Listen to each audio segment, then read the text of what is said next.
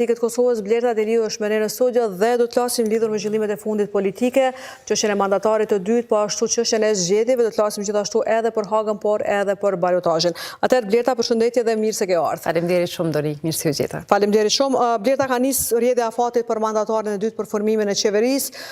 Cilat janë ngjasat, a ka ndonjë thirrje për seancë re apo si po shihni ju si PDK, cilat janë ngjasat që mandatari i dytë ta formojë qeverinë e re? Ende nuk ka asgjë zyrtarisht për ftesën për seancën e re, cila pritet të mbahet pasi që tashmë kemi një mandatar të ri. Partia Demokratike e Kosovës e ka thënë qëndrimin e saj sa i përket përpjekjeve për një mandatar të dytë. Ju e kujtoni Donik në të dielën e kaluar, ne kemi pas një seancë ku Lëvizja Vetëvendosje i ka marrë 56 vota, dhe ndërkohë që për 9 muaj të tërë na është thënë deklarimet publike në seanca plenare që ata i kanë votat dhe do t'i kenë edhe votat për mandatarin e ardhshëm qeverisë Republikës Kosovës, pra për mua është pa kuptim se si mund sigurohen votat kur krerët e partive politike në takimin e ftuar nga presidentja e kanë qartësuar të gjithë që nuk e kanë shumicën. Të njëjtën gjë e kemi parë edhe nga Lëvizja Vetëvendosje, por edhe parti tjera cilat kanë qenë pjesë në takimin e ftuar nga presidentja e kanë qartësuar tashmë pozicionin që nuk kanë shumicë tjetër. Pra për ne ka qenë natyrisht një përpjekje për të blerë kohë, sepse nëse numrat nuk kanë qenë në ditën e diel, kanë qenë 56 numra, si mund të bëhen 61, përderisa nuk kemi asnjë marrëveshje politike. Këtë e ka thënë edhe vetë zoti Konjufca në deklarimin e tij, madje ai nuk ka bërë as ftesë tek partitë tjera për të mbështetur kandidaturën e tij, por e ka thënë që është në interesin e përgjithshëm që ky proces të marrë fund. Natyrisht është përpjekje për të blerë kohë, për të zvarritur një proces të zgjatur tashmë, i cili në fakt edhe ka humbur kuptimin, sepse këto vonesa kanë një gjenezë, kisha më thënë, edhe në përpjekjet e një kandidate të vetme për disa herë që cilët në kuvend për të nominuaren për kryetaret kuvendit zonjën Haxhiu, edhe në përpjekjet e më të tjeshme për të ndryshuar formën e votimit nga votimi i hapur në votimin e mbyllur, ndonse një gjë të tillë e ka saktësuar kushtetuta. Ne në vazhdimsi ju kemi thënë që po bien ndesh me kushtetutën dhe nuk mund të ndrohet forma e votimit. Pra gjitha këto tentativa deri tek kjo e zotit Konjufca kanë qenë vetëm përpjekje për të blerë kohë, ndërkohë që problemet e qytetarëve të Kosovës. E gjithë kjo thoni që ishte një skenar i planifikuar që të vinim deri që të shkonte një vit të tërë pa institucione dhe pa... Sikur të kishte numra. Unë jam e bindur që blokada do të merrte fund, sepse mu për këtë ne kemi bërë edhe vetë hapa si Parti Demokratike e Kosovës. Ju kujtoni që në kohën kur blokada kishte filluar, ne e dham një shans të zgjedhjes së kryetarit kuvendit pikrisht me idenë që të mos jemi bllokues.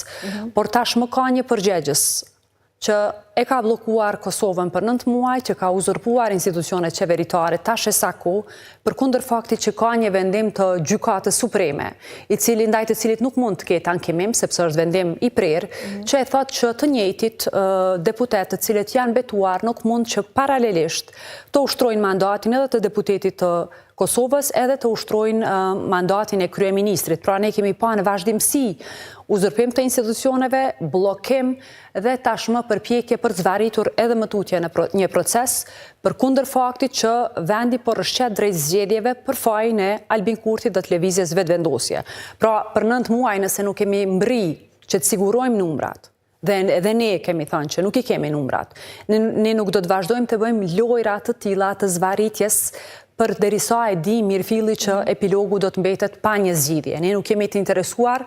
që të sjellim drama të reja para qytetarëve të Kosovës, cilët me të drejtë janë të lodhur nga kjo gjendje. Pra Kosova ka stagnuar për një vit të tërë dhe ne po kthehemi aty ku e kemi filluar, pra po kthehemi në zgjedhje të reja, të cilat janë provokuar nga Albin Kurti dhe cilat ai tashmë po provon t'ju ikë për të kërkuar një afat shtesë, ose mirë të them, një tentativë shtesë pa asnjë marrëveshje politike. Po, dhe pse mendoni atë presidentja ja dha mandatarin? Mbi çfarë gjasa ose mbi çfarë mundësi t'ju dha mandatari duke ditur që nuk i kishte vota dhe a do duaja diç palli ndoshta dita zgjedhjet në vend se t'i jepej mandatari apo çfarë? Në fakt ishte edhe njëra prej çështjeve që unë shtrova në një qendrim timi në rrjetet e mia sociale në ditën kur zonja Osmani vendosi për mandatar të ri. Ajo e tha në deklarimin e saj publik që do të bëj çmos për të evituar zgjedhjet, por unë e konsideroj të rëndësishme që Përkundër përpjekjeve të saj që të bëhet shmos që të evitohet procesi zgjedhor, unë mendoj që po aq e rëndësishme është edhe funksionimi kushtetues i institucioneve të Republikës Kosovës. Pra për 9 muaj Kosova ka dështuar që të ketë funksionim të këtyre institucioneve, nuk kemi kuvend të konstituar, nuk kemi një qeveri dhe nuk duket që të kemi një mandatar të ri, përderisa nuk kemi një marrëveshje politike. Pra ndaj, për mu ka qenë absolutisht e pa qartë se me qëfar të drejte dhe me qëfar garancë zonja Osmani ka dhënë mandatarit të dytë. Është konsideruar ky mandatar ngi dhënë nga presidentja dhe si president i rrezikshëm. A sheni edhe në këtë formë mënyrën se si është shofuar? Unë kam dëgjuar njës të kushtetutës se çfarë kanë thënë qëndrimet e tyre. Unë kam pritur që të paktën zonja Osmani ta kishte një garancë për numra cilat unë besoj, nuk besoj që do t'i kemi 61 numra, sepse këtë nuk e kemi parë për 9 muaj, pra ndaj natyrisht që precedenet cilat rrezikojnë dhe zvarisin dhe mëtutje procesin kushtetues dhe demokratik të Republikës Kosovës nuk janë precedenet mira. Kjo mbetet shihet sepse seanca do të ftohet, por në rast se ne do t'a shohim epilogun e njëjtë, natyrisht që kjo do të përkthehet në një fenomen jo të mirë, edhe për presidenten, e cila pra po e them po justifikohet me faktin që po do t'i evitoj zgjedhje duke u thirrur në pozicionin e saj si e para e shtetit, por pra po e them presidentja për 9 muaj e ka pa që Kosova nuk ka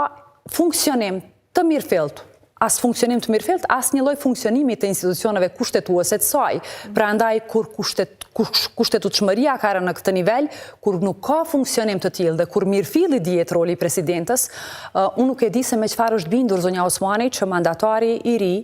pa asnjë përpjekje për të bërë marrëveshje do t'i ketë numrat në seancë. Pra po e them, mbetet shihet, unë nuk besoj nga kjo që kemi parë që epilogu do t'jetë pozitiv,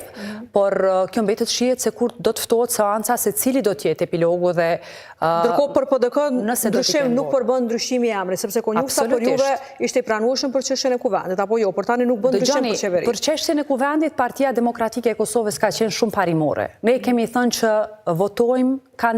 nuk votojmë kandidatë cilët kanë qenë pjesë e kabinetit qeveritar, të qeverisë Kurti 2, por kemi qenë të hapur që të ulemi dhe të diskutojmë për kandidatura tjera cilët nuk kanë qenë të përfshirë në kabinetin qeveritar. Pra,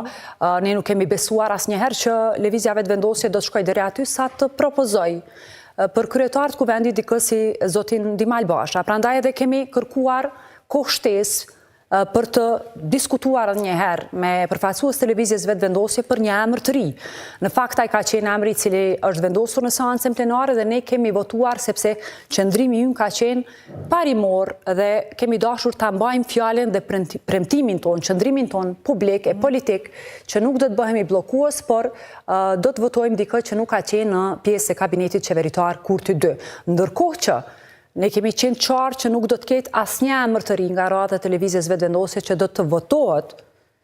për kryeministër të ardhshëm të Republikës Kosovës, sepse ata janë fajtor për dështimin tash në 9 muaj të këtij procesi, për mungesën e bashkërendimit, e koordinimit dhe për përpjekjet, po e them, për të linquar, etiketuar të tjerët, ndërkohë që Kosova më shumë se kur ka pas nevojë për dialogim, për bashkërendim, në mënyrë që institucionet e saj të funksionojnë e jo të vijmë në pozicionin që kemi ardhur tani në fund, në fakt në muajin nëntor, ku epilogu mbetet ai që në rast se PDK-ja pranon ndonjë ofertë ose kërkesë për takim për të ditë paktën për të zgjidhjen e çështjes së buxhetit, planit të rritjes së këtyre çështjeve të rëndësishme, a do t'i pozitivisht, a do ta pranoni të thirrje nga Vetëvendosja? Për çështjen e buxhetit, unë besoj që edhe ekspertë e Partisë Demokratike të Kosovës, me sa u informova, njëri prej tyre, Arbeni ka qenë, zoti Mustafa ka qenë këtu të ju për të diskutuar në detaje qëndrimin ton lidhur me buxhetin dhe shqetësimin e Partisë Demokratike të Kosovës për mënyrën se si Vetëvendosja po shkel çdo parim të saj, pra po e përsëris, mënyra se si ata kanë proceduar me buxhetin është njëra prej shkarjeve më të mëdha, jo vetëm shkelje kushtetuese, shkelje ligjore. Keni parasysh me datën 26 tetor, në seancën kur Albin Kurti kërkonte votat për të bërë kryeministër. E ato vota nuk i mori, kërkonte besimin e deputetëve. Në atë fjalimin e tij tashmë të njohur që u mundua që të kërkoj unifikim me bashkërendim tek në fund, ky unifikim pra ka qenë i munguar për kohë tërë. Ai e tha një gjë, tha këto do t'jem premtimet për qytetarët e Republikës Kosovës në rast se ju m'jep një besim. Në rast se unë votohem prej deputetëve të Kuvendit Kosovës, bëhem mandatar, në fakt fitoj votat e Kuvendit Kosovës, Albin Kurti mori vetëm 56 vota dhe çfarë ndodhi? Vetëm pak ditë më vonë, i njëjti deputet që është i betuar në Kuvendin e Kosovës, u zhvendos në zyrën e qeverisë, në mbledhjen e qeverisë, vendosi që të flasë ose të miratoj një buxhet kundërligjshëm dhe të provoj që atë buxhet ta sjell në Kuvendin e Kosovës. Shihni, Kuvendi i Kosovës nuk ka ende trupa funksional të tij dhe nuk mund dikush që ka marrë betimin e deputetëve. Përkundër fakti që ata po thirrën një nën të qeverisë, kjo ka ndodhur në qeverinë e mandatit kaluar, kjo mund të kishte ndodhur në qeverinë e kaluar kur Albin Kurti nuk ishte edhe deputet i betuar edhe kryeministër në detyrë, por nuk mund të ketë shkarje të tilla të cilat bëhen vetëm për të fituar poena elektoral. Shihni, Kosova për 5 vite të qeverisjes së Albin Kurtit, Kosova dhe qytetarët e saj kanë jetuar bukur keq. Kur them bukur keq, standardi jetesës, çmimet e larta, inflacioni i lartë, pastaj çmimi i rritur e energjisë elektrike, këto kanë goditur në thelb zhvillimin ekonomik të Kosovës dhe në kohën kur ne presim që të futemi në ballotazh, zgjedhjet do të jenë tash për 3 ditë. Dhe në anën tjetër jemi në pritje të zgjedhjeve të parakohshme pra për shkak të arrogancës dhe pozicionit tashmë të qartë të vetëvendosjes, provohet që elektoralisht të përfitohet, ndërkohë që administrata e shtetit asnjëherë më shumë se në këtë qeveri nuk ka qenë e përndjekur. Shihni sot sindikalistët, shihni sot policët, kemi folur gjatë për shtesat e rrezikshmërisë, njësinë speciale të policisë Kosovës për herë të parë ke pas në protesta. Sot ka pasur gjithashtu protestat punëtorëve të RTK-s. A ka mundur që kjo çështja e buxhetit të RTK-s pakën të shtyhet përpara apo sepse i njëjti qëndrim ka qenë edhe para 3 muajve kur kemi diskutuar për çështjen e pagave të punëtorëve të televizionit Kosovës. Pra, kjo është presion i hapur që qeveria në detyrë e Albin Kurtit po e bën pa të drejtë ndaj punëtorëve të televizionit publik, duke provuar tash të imponojë një situatë të re që ai po do t'ja uqet pagat, por duke provu të gjejë një fajtor të ri, siç e ka bërë në vazhdimsi Albin Kurti. Dhe sipas PDK-s si duhet kaloj buxheti, vetëm përmes një qeverie të reja, apo cilat janë format? Apo shkojmë drejt zgjedhjeve pa një buxhet miratuar? Është shumë problematike të flitet tash për kalim të buxhetit, për derisa nuk kemi asnjë mandatar të ri të zgjedhur që ka marrë besimin e qytetarëve. Donik, kjo është si unë tash me kolegët e mi që i përkasim grupit parlamentar të lëvizjes vetëvendosje, të provojmë ta bëjmë një buxhet, dalim para qytetarëve të Kosovës, e themi që ky është plani i Partisë Demokratike të Kosovës se si e sheh buxhetimin, pa u konsultuar me askë, pa qeveri, pa numra, pra Kosova ka kushtetut, Kuvendi i Kosovës ka rregullore. Në asnjë shtet nuk mund të ndodhë një përpjekje për devijuar rregullat, për shkelur kushtetutën, për të vepruar vetëm për të manipuluar opinionin publik ata qytetarë që sot me të vërtet janë hall, sepse unë kuptoj shqetësimet e tyre. Shihni, fakturat e energjisë elektrike nëse krahasohen me vitin një fakturë e tetorit vitit 2021 me fakturat e tetorit të vitit 2025 ka rritje gati më shumë se 300%. Dhe kjo rritje ka ndodhur pikërisht në qeverinë e Albin Kurtit, si rezultati mafisë energjetike, aferave të panumërta korruptive të Martin Berishajt e të eksponentëve të tjerë të cilët për vitet të tëra kanë goditur qytetarët e Republikës Kosovës dhe janë pasuruar për veti. Tash, kur në fakt kemi shkuarje drejt zgjedhjeve të reja, këtu janë premtime vetëm për të bërë korrupsion publik në prag të zgjedhjeve parlamentare. Njëjta ndodhi sot sapo erdha me çështjen e studentëve. Jo që studentët e Republikës Kosovës nuk kanë nevojë për mbështetje. Ata kanë pas nevojë gjithmonë për mbështetje, për cilësi më të mirë në arsim. Dhe sot shihni 3 ditë para zgjedhjeve të balotazhit e lexova diku një mesazh të kryeministrit Albin Kurti, deputetit Albin Kurti, i cili ju uron festat e fundvitit dhe ju thotë që në llogaritë e tyre i kanë nga 100 euro. Dhe më thuni ju mua sot, si mund të quhet kjo përveç se korrupsion në prag të zgjedhjes dhe përpjekje për t'i blerë votat e qytetarëve të Kosovës? Nuk i fajsoj studentët. Vërtet jeta sot është bërë aq e vështirë, aq e rëndë. Inflacioni është aq i lartë, vlera e 100 eurove sot krahasuar me vitet paraprake nuk i ka 65 euro, pra edhe ato 100 euro janë euro të mjaftueshme, janë miliona euro të cilat në vazhdimsi dhe ad hoc Albin Kurti ka provuar t'i ndaj për të blerë besim të qytetarëve të Kosovës në prag të zgjedhjeve të balotazhit të zgjedhjeve parlamentare. Situatë të shmanget në rast se do të kishte një përpjekje dhe të opozitës për të formuar një qeveri apo thjesht thoni që nuk i keni numrat? Donika, unë e thash prap, sepse një mandatar keni mund të ta dërgoni edhe ju, apo jo, të presidentja. Kriza është aq shumë, aq e thellë, është thelluar aq shumë. Qytetarët e këtij vendi me të drejtë janë shumë të lodhur prej zgjedhjeve parlamentare, zgjedhjeve lokale, zgjedhjeve të ballotazhit, zgjedhjeve të reja, cilat zgjedhjeve të reja, cilat pritën të përsëriten, ndërkohë që ne nuk e kemi sot luksin që të luajmë me ta, të provojmë kinë se kemi një mandatar të ri kur nuk i kemi numrat. Kë dojmë na ta mashtrojmë? Ti mashtrojmë njerëz që kemi numra për ta bërë qeverinë kur ata nuk ekzistojnë as tek ne, as tek lëvizjave të vendosje. Prandaj po e them është e padrejtë. Dhe çfarë qeverie del pas këtyre zgjedhjeve? A ndryshon pozicioni i PDK-s pas zgjedhjeve të parakohshme tani? Partia Demokratike e Kosovës është në përpjekje e para që vendi shkojë sa më herët në zgjedhje sepse nuk ka zgjidhje për të dalë nga gjendja e krijuar dhe e provokuar e nxitur nga Albin Kurti. Në rrethana ku asgjë nuk funksionon, natyrisht që zgjedhjet janë të pashmangshme. Në secilin shtet edhe në shtetin e Kosovës janë të pashmangshme. Në rrethanat e zgjedhjeve të reja ne presim që qytetarët e Republikës Kosovës e para unë jam e bindur që do të vendosin e para do ta kenë para tyre rezultate për një parti e cila nuk ka nevojë për koalicion, sepse duke që ka shumë polarizim se asnjë parti nuk është interesuar të bashkëpunojë me tjetrën për një qeveri të ardhshme. Polarizimin politik e ka nxitur lëvizjave të vendosje të Albin Kurti. Prandaj edhe sot përpjekjet e tij për t'i gozhduar të gjithë, për t'i goditur si argat Serbisë, për t'i goditur si armiqt Kosovës, për t'i goditur si bashkëpunëtor të listës serbe, i kemi dëgjuar eksponent të lëvizjeve të vendosje të Albin Kurtit, që në vazhdimsi i kanë bërë, jo vetëm ndaj oponentëve politik, ndaj mediave, ndaj shoqërisë civile, ndaj gjithë atyre që kanë pas një mendim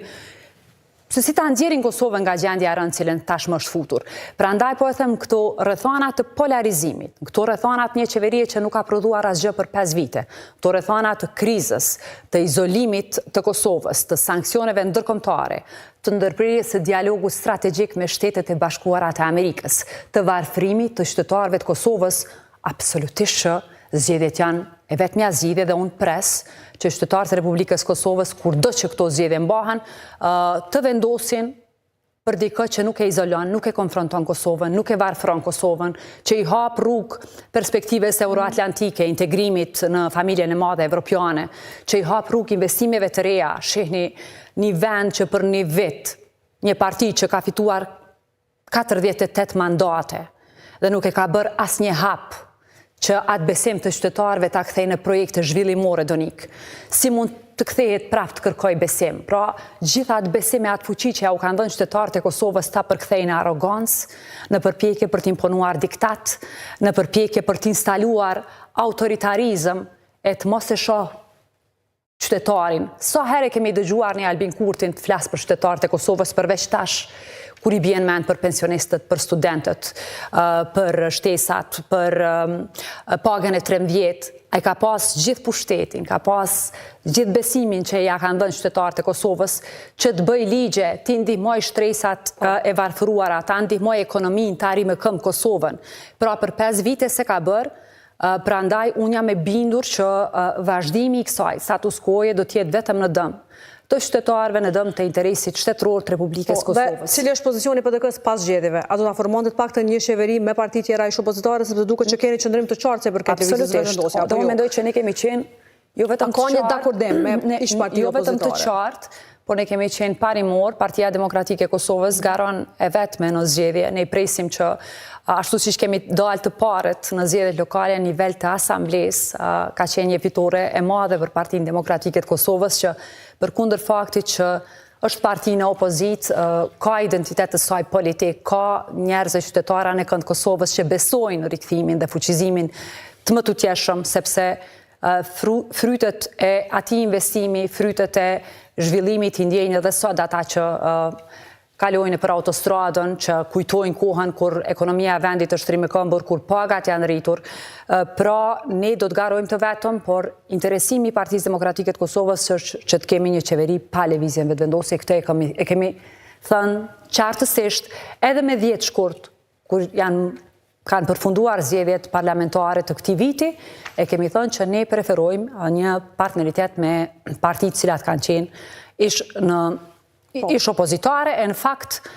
preferojmë dhe preferenca tona janë që të kemi një partneritet dhe qeverisje me partit e ish opozitës, por jo. A ka një dakordim me to deri më tani? Jo, nuk mund të ketë dakordim, sepse ne nuk po flas për blok opozitar, Donika, po flas për qëndrimet tona politike, qëndrimet cilat kanë dalë nga forumet tona partijake dhe qëndrimet cilat kanë qenë të mirë peshuara, sepse dikush që është përgjegjës për blokadën, për keqeverisjen, për izolimin, për sankcionimin, për varfërimin e Kosovës, nuk mund të jetë partner me Partinë Demokratike të Kosovës, e cila ka qenë pjesë kur i ka dhënë identitet shtetit të Kosovës, kur janë bërë numri më i madh i njohjeve, kur Kosova ka qenë më fortë se asnjëherë në forcimin e subjektivitetit të saj ndërkombëtar, pra ne preferojmë që ta kthejmë vendin Dhe një qeveri e tillë, a do të bënte ballë pasaj çështjes së presidentit? A menduat edhe për zgjidhjen e kësaj çështjes së presidentit, apo thjesht po e paragjykojmë situatën me punën e presidentit? Kurdo që zgjedhjet shpallen, unë besoj fuqishëm që zgjedhjet e reja do t'i hapin rrugë edhe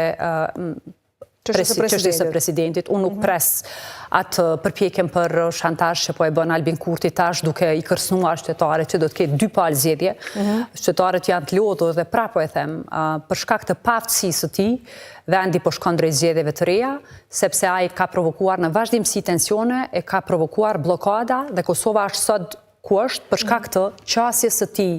jo bashkëpunuese, e arrogancës së tij dhe përpjekjes për të nënshtruar e për. Dhe a ka rëndësi këto ditë koha kur thirret seanca, sepse sa më vonë që thirret do të ketë më vonë zgjedhje, apo çfarë do të thotë datat e zgjedhjeve? Ne kërkojmë që sa më herët, me që tash kemi një mandatar të ri, të mos vazhdojmë të maltretojmë dhe tutje ata qytetarë të Kosovës, cilët ende presin të shohin se cili do të jetë epilogu. Unë besoj që nuk do të ketë asgjë të ri nga kjo, por po e them, nuk po rezervohem deri në seancën e re, me që ka tashmë një mandatar të ri, ne kërkojmë që seanca të mbahet sa më herët, sepse vendi duhet të shkojë në zgjedhje sa më herët, të mos zvarritet dhe më tutje kjo situatë blokadës. Ishte një problematike mbajtjen e zgjedhjeve në datat fundvitit krejt, dhe apo duken si kalkulime këto datat që janë përmendur 28 dhjetori apo 21 dhjetori. A mund të bëhen në këto data zgjedhjet? Kanë qenë kalkulime, unë e thash blokada është bërë në mënyrë të qëllimshme nga Albin Kurti dhe kjo blokadë prej muajit shkurt kur janë mbajtur zgjedhjet deri tash gati në muajin dhjetor, është nëntori tek. Absolutisht është bërë me plan të përpjekjes tij e para, i thash, prej atyre seancave shkeljeve kushtetuese, cilat janë parë seancave çdo 48 orë deri tek epilogu ku kemi ardhur tash, do të ketë përpjekje për të zhagitur procesin e mbajtjes së zgjedhjeve, sepse ju intereson të kenë qeverinë detyrë. I kuptoj, shihni sot pash dikon në media në Prizren, një qytetar kishte raportuar që tek mesnat me gjipat, Albin Kurtit e me makina zyrtare të qeverisë, pra në vazhdimsi janë duke i përdorur resurset e shtetit për të bërë fushat elektorale, prandaj Albin Kurtit i intereson që të ketë blokad, të mos ketë funksionalitet shtetëror, por ai dhe lëvizja vetëvendosje ti përdorin resurset e shtetit, siç po i përdorin deri tash, në mënyrë që të fitojnë vota dhe besim të qytetarëve të Kosovës. Unë jam e bindur që këtë gjendje të rëndë nuk do ta lejojnë qytetarët e Kosovës, sepse ata do të reflektojnë në zgjedhje, siç kanë ditur të reflektojnë për herë, edhe në zgjedhjet e fundit, ata nuk i kanë dhënë besim për qeverisuri vetëm Albin Kurti dhe lëvizjes vetëvendosje. Pra, partit, ose mirë them, rezultati zgjedhor i zgjedhjeve të shkurtit ka qenë rezultat që më shumë janë votuar partitë e ish opozitës si të anësi, se sa që është votuar qeverisja e Albin Kurtit, i cili ka marrë 48 mandate, që kanë qenë të jo të plota, po e them, që të qeverisi vetëm. Potencialisht, nëse PDK-ja do të kishte 40 deputat, a do të mund të formonte qeveri? Ju mendoj që keni informata, po edhe kujtoni kohën kur ne... Sepse janë numra minimal, tani nëse 56 vota i ki brenda kuvendit, pra janë numra minimal, dikon 5 vota nevojite për formimin e qeverisë. Ne edhe në të kaluar ndonik, nuk kemi pa absolutisht Partia Demokratike e Kosovës nuk ka qenë arrogante, edhe në kohën kur ka dalë para në zgjedhje, ju e dini që përkundër faktit që kemi dalë paret, ne kemi madje as kryeministri, nuk e kemi pas disa raste, Partia Demokratike e Kosovës ka dalë fituese nga zgjedhjet e kemi dhënë kryeministrin tek një subjekt tjetër për të krijuar stabilitet, për të menduar për një Kosovë më të zhvilluar, për të mos pas egon që egon e sundimtarit do të toja, ose egon e autokratit. Ne kemi qeverisur dhe në kohën e qeverisjes tonë projekte zhvillimore kanë qenë shumë të mëdha. Ky ka qenë interesi për të arrijë më këm këtë vend, për ta kthyer Kosovën një vend e para partner besueshëm. Unë nuk mbaj mend që ky vend jetë më shumë i izoluar se që ka qenë këtyre 5 viteve të fundit, aq pak ka pas vizita të partnerve tonë, aq shumë ka qenë gjuha e përshkallëzuar, aq shumë ka qenë gjuha e sankcionuar, sa që Kosova, qeverisja e Albin Kurtit ka mbetë më izoluar se asnjëherë më parë. Dhe këtë e kemi pa. Flasim pak edhe për balotazhin.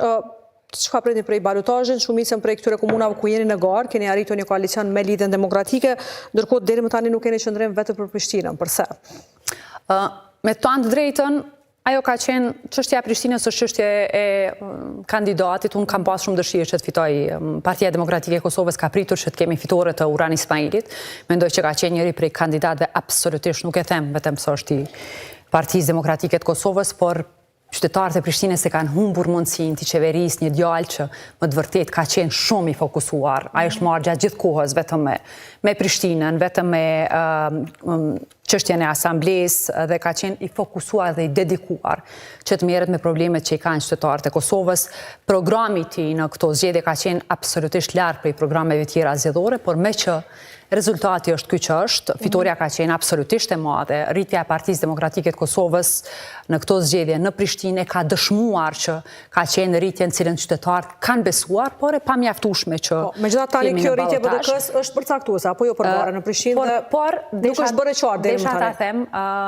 atë që tashmë e kemi thënë është ka qenë përgjithësie